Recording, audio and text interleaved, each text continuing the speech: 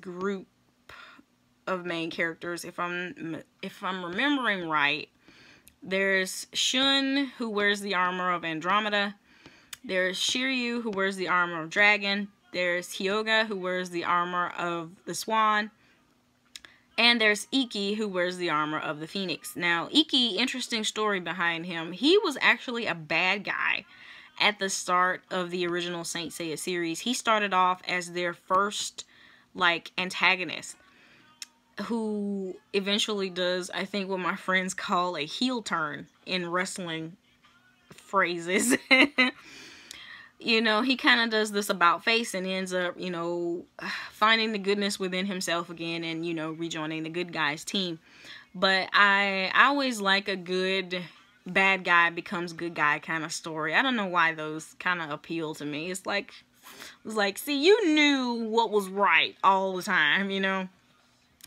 And so, yeah, I always liked Ikki's character. He was a really no bullshit character. He was just like, you know, whereas Seiya and everybody else are fretting about whatever disaster is going on, Ikki's just like, you know, what the fuck is wrong with y'all? You know, just let's handle it.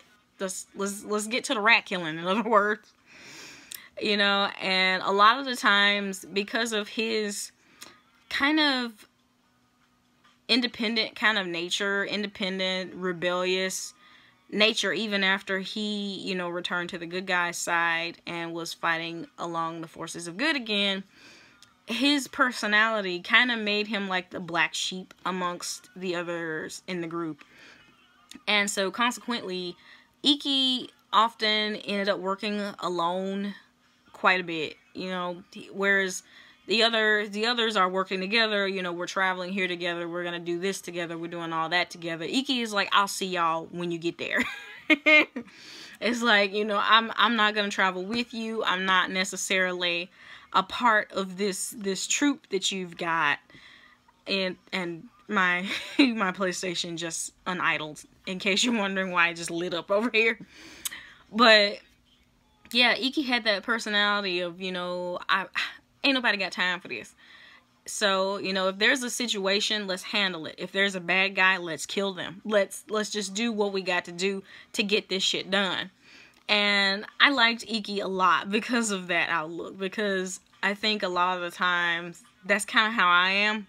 It's like, I'm not hung up on frills and dressings and details. Like, what do we need to do? You know, like, first and foremost, what do we need to do? And so that was Ikki a lot of the time, and I loved his character for that. Let's see. There's, who did I say? Oh, the Swan. Hyoga is the saint who wears a bronze saint who wears the swan armor, or as they call it in the show, the armor of Cygnus. And Hyoga, he's pretty cool. He is, if I'm remembering right, in the show they bother to let you know that he is not fully Japanese. Hyoga is half Japanese, half Russian, and he's Catholic. They make it, you know, like their business to tell you all of this about these characters as the show goes on. And Hyoga was always pretty cool. He was a little bit more contemplative, I think, than some of the other guys. Like, he and Shiryu had that in common. And while Hyoga was largely contemplative sometimes, he was also like one of the first people to rush into battle. Like, if there's a plan, awesome, but I'm going in. If there's not a plan, awesome, I'm going in. You know, and let's see, if I'm remembering right. Yes. Hyoga had the power of ice. Like, his go-to attack was called Diamond Dust, if I'm not mistaken. And it requires him to do lots of, like, elaborate stances and arm waving. It's freaking hilarious, but a lot of them do that. And yeah, his attacks were they always packed a punch, and so they had a lot of devastating effect on, like, whoever they were fighting. And so I think that's why Hyoga kind of always took the stand of, you know, I will charge in first. Like, whatever we're doing, I'll lead the charge because my attacks hit kind of hard, even though that's like, you know, nothing he ever said out loud. But that's something I remember distinctly from the anime, is that he was always like the first to charge in, even though he wasn't a hothead. Like, Ikki was the hothead. You know, Hyoga was just like, surprise, I'm going in. And so, and he was a cool character in my book for that. Next we have Shiryu, who wore the bronze armor of dragon. Shiryu is bae, first of all. Let me just get that out of the way. Like, Shiryu, like, from a fangirl perspective, Shiryu is definitely the hottest of the group. I mean, just look at that hair. That hair just, yeah. And his armor is green. Green is one of my favorite colors. But anyway, Shiryu the dragon he is the intellectual of the group. He is the bronze saint who, like the other bronze saint orphans who trained to become saints, Shiryu trained in China. And he's very contemplative, he's very reflective, he's very, like, you know, let's take a moment to think, let's take a moment to reflect on what we're gonna do, let's take a moment to make a plan, let's take a moment to you know, just do whatever we're gonna do. And he was always a really awesome character, and also one of the ones who I think struggled the most as far as the group of saints go, that particular fivesome. Shiryu is one of those characters, besides being the intellectual, is like, I will literally die for my friends, like, every single day. If I need to die for my friends, I'm gonna die for my friends. Like, I don't care how often, I don't care what I have to go through. I don't care, like, if I lose my eyesight, I don't care if I lose limbs, I don't care if I lose all my blood. It's like if my friends are in trouble, I'm finna literally go above and beyond the call of duty to make sure I see them through. And so, you know, as another, you know, as far as character tropes amongst characters, that was one of the ones that I liked most about him. Like, that's one of the most appealing ones to me.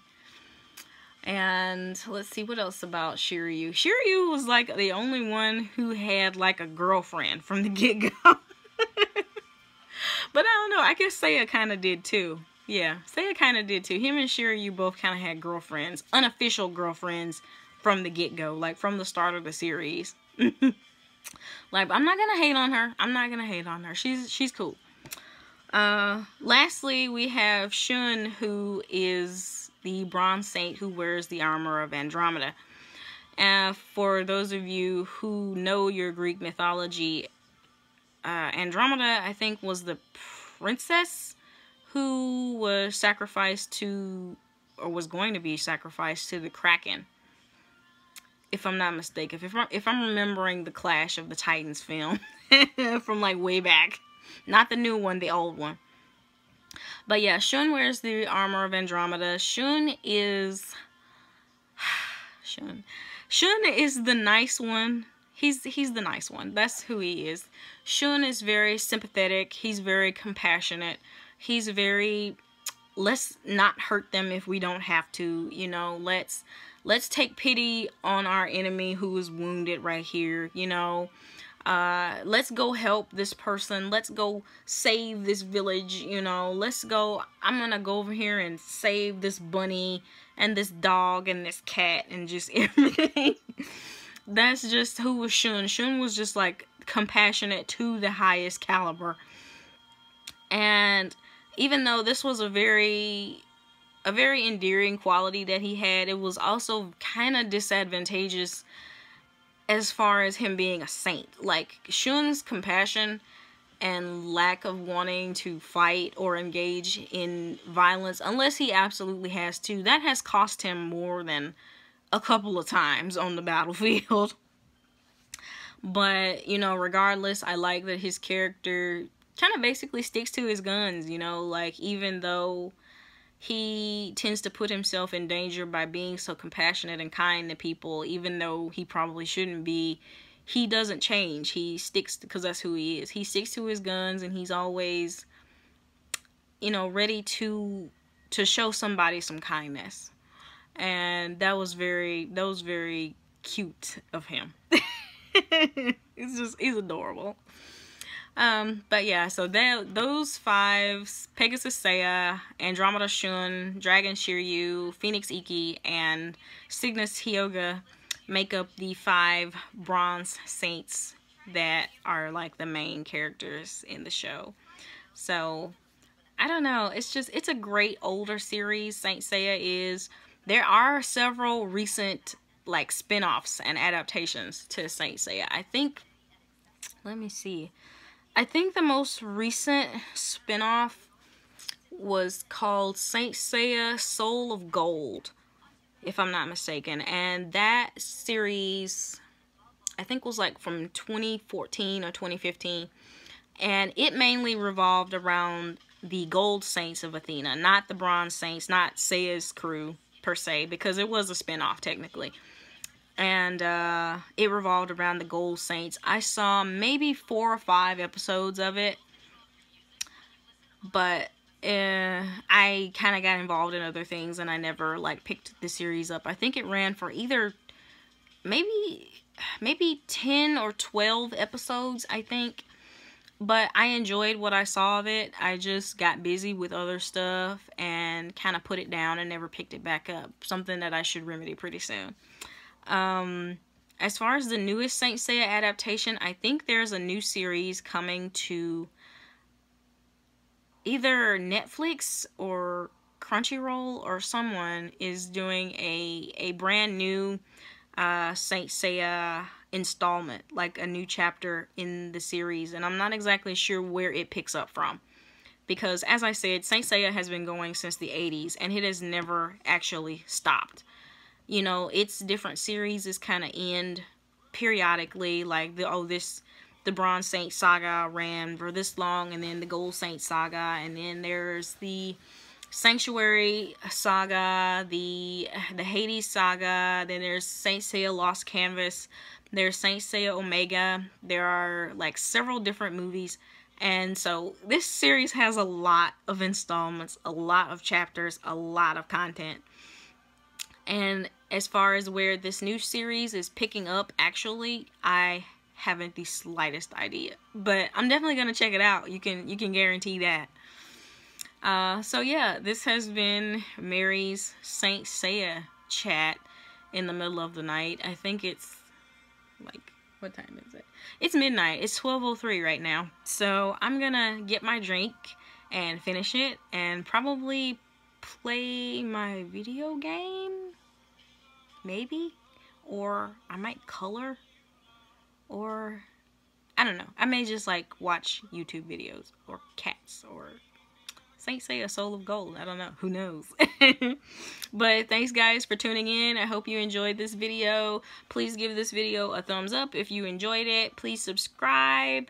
And once again, people, please pray for the people of Florida and all those others who will be affected by the hurricane that will probably make landfall either tonight or tomorrow sometimes. Pray for those people. They need all the hope and support and prayers that they can get. So, but that being said, good night guys. I hope that you guys will tune in again soon for another video and a new topic. Alright, bye. Good night.